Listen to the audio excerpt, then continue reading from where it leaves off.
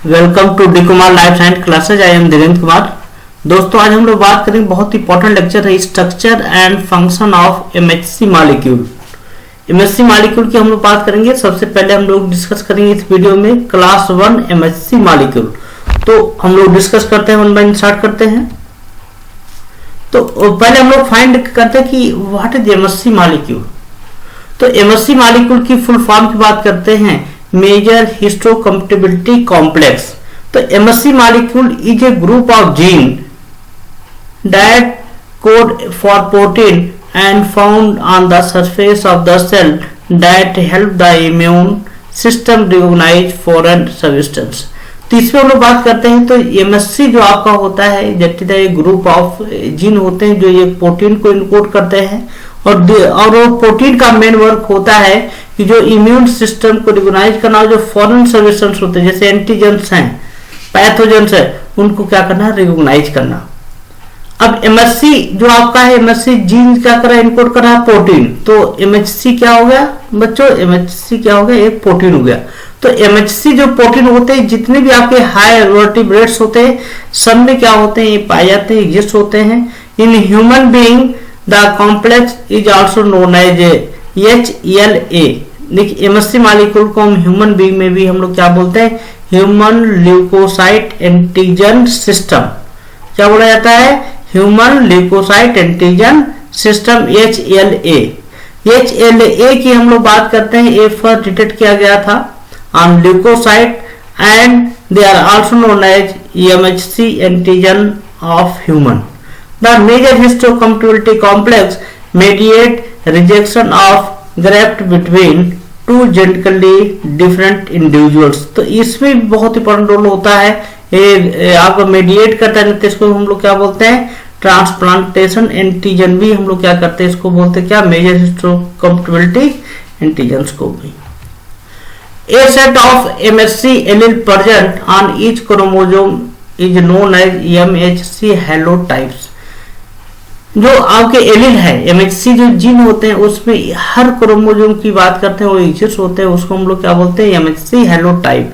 जो जीन होता है क्या बोलते हैं, MHC हेलोटाइप। MHC के बारे में सबसे पहले जो डिस्कस किए थे गॉर्ग स्नेल, जीन डाउसेट एंड निटॉल, इन्होंने सबसे पहले नोबेल प्राइज रिसीव किया था 1980 में for the discovery and understanding of the MHC in mice and human.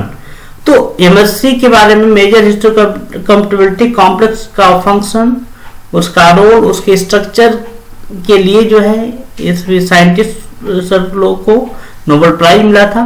तो MHC gene product were identified as responsible for the graft rejection.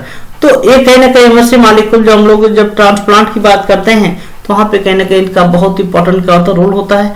MHC gene product that control immune response are known as immune response gene. The immune response gene influence response to infection. तो ये बहुत important होता है, जो ये gene आपका है दे for the MHC protein, और कहीं ना कहीं वो एमएचसी प्रोटीन क्या होता है, हमारे बॉडी में इन्फ्लुएंस करता है रिस्पॉन्स टू एंटीजन, बहुत इंपॉर्टेंट आपका होता है।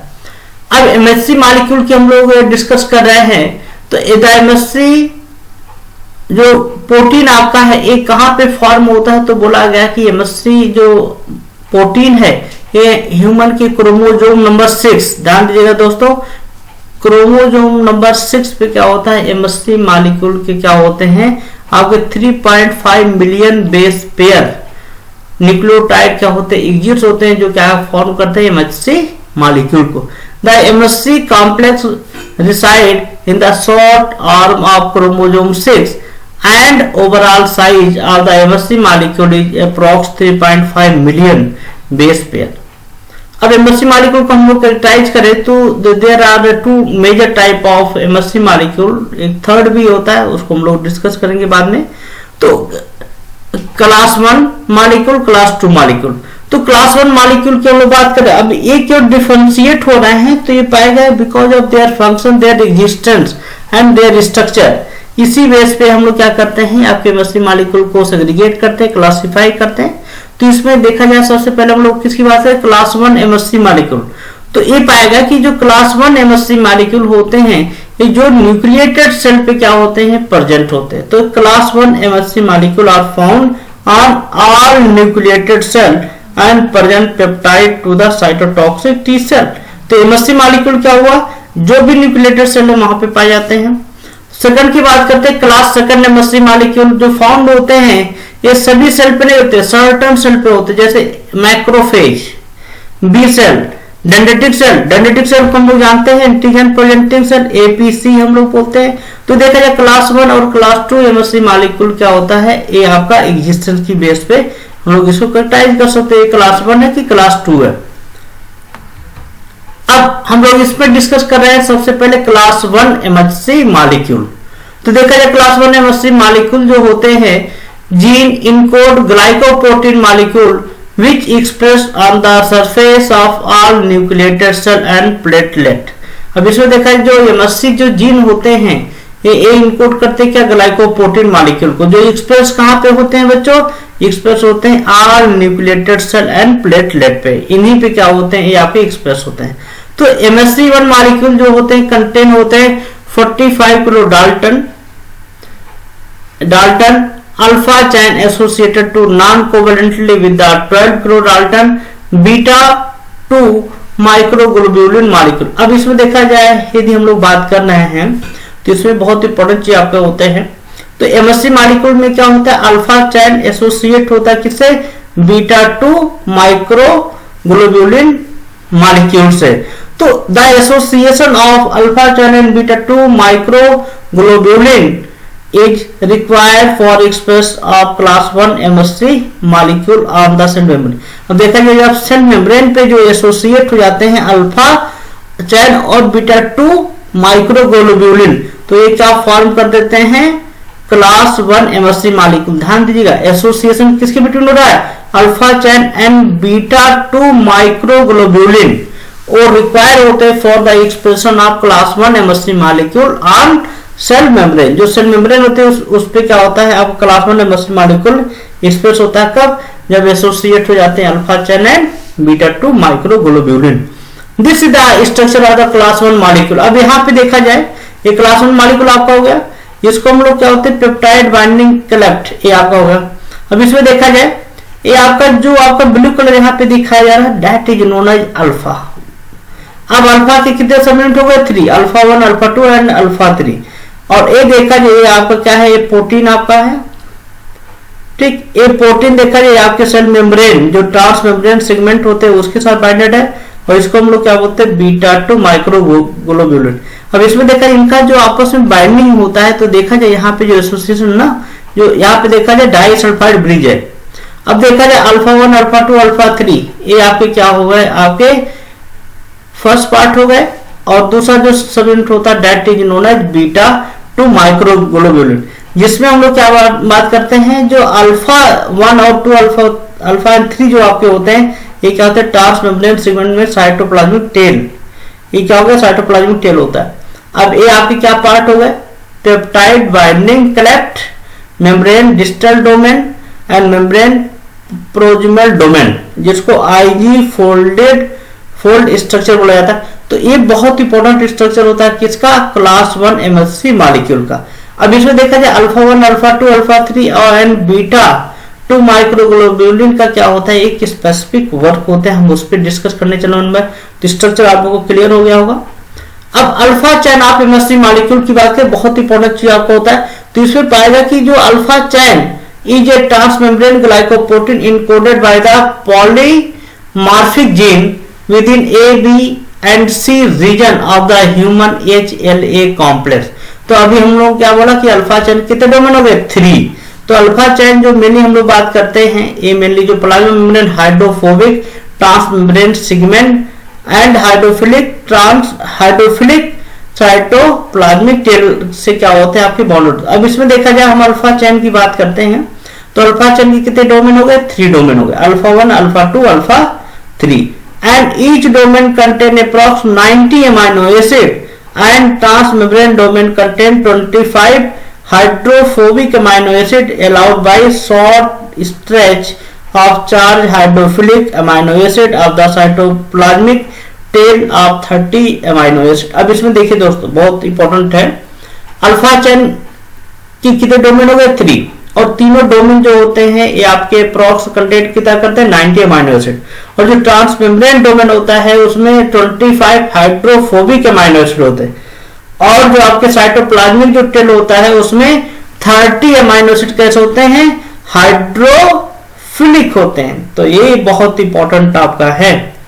तो alpha 1 and alpha 2 domain interact to form a deep groove on the top which is known as peptide binding cleft। तो हम लोगों ने देखा था कि जो उसके ऊपर देखा जाए अल्फा और अल्फा 2 क्या वहां पे एक काफी डीप ग्रुप पाए गए थे, वहां पे उसको हमने क्या बोल दिया था, peptide binding cleft. It bind to antigen of 8 to 10 amino acid long. मतलब जब एंटीजन क्या करेगा आपके बॉडी में इंटर करेगा तो ये पेप्टाइड बाइंडिंग क्लेफ्ट वो 8 से 10 अमाइनो एसिड एंटीजन के क्या कर लेगा, उसे बाइंड कर लेगा।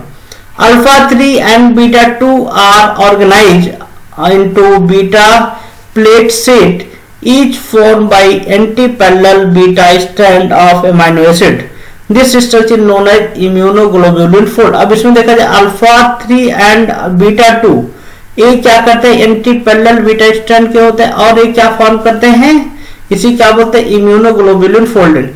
Because of this structure alpha chain and beta 2 microglobulin are classified as membrane of immunoglobulin super family receptor. तो इनमें देखा जाए alpha 1 alpha 2 alpha 3 and beta 2 का क्या है कि स्पेसिफिक क्या होता है आपके वर्क होते हैं। अब आपसे पूछा जाए कि जो आपके एंटीजन्स होते हैं कहाँ बाइंड, किससे बाइंड करते हैं, तो आप बोलेंगे कि सर अल्फा 1 अल्फा 2 के डोमेन से क्या करते हैं, इंटरेक्ट होते हैं। और ये पूछा जाए कि एंटीजन का कितना अमाइनो एसिड बाइंड करता है आपके एंटीबॉडी आपके एमएससी मॉलिक्यूल से, तो आप बोलेंगे कि sir approx 8 to 10 amino acid long जो होते हैं। It can bind antigen of 8 to 10 amino acid long. Okay, next discuss करें beta 2 microglobulin of MSc molecule. तो beta 2 is a protein encode by a highly conserve gene located on different chromosome. तो beta 2 क्या है, ये आपका highly conserve आपके क्या होते माने आपके क्या होते हैं, जीन होते हैं जो लोकेट होते हैं कहां, डिफरेंट क्रोमोसोम पे। Beta 2 microglobulin is similar in size and organized to alpha 3 domain. अब इसमें देखा जाए बीटा 2 और अल्फा 3 डोमेन का स्ट्रक्चर नियर बाय सिमिलर होते हैं। Beta 2 microglobulin does not contain transmembrane region and is non covalent linked with the alpha chain. तो ये बहुत इंपॉर्टेंट होता है कि बीटा 2 माइक्रोग्लोबुलिन क्या होता है, वो ट्रांसमेम्ब्रेन पे नहीं पाया जाता, ठीक, और वो लिंक किससे होता है, अल्फा चेन से। तो ये this is the important structure of the MSc molecule. तो इसका मेन वर्क क्या है, इसका हम लोग यदि हम लोग फंक्शन की बात करें तो major function of MSc molecule is to bind peptide antigen and present to CD8 and T cell helper T helper cell.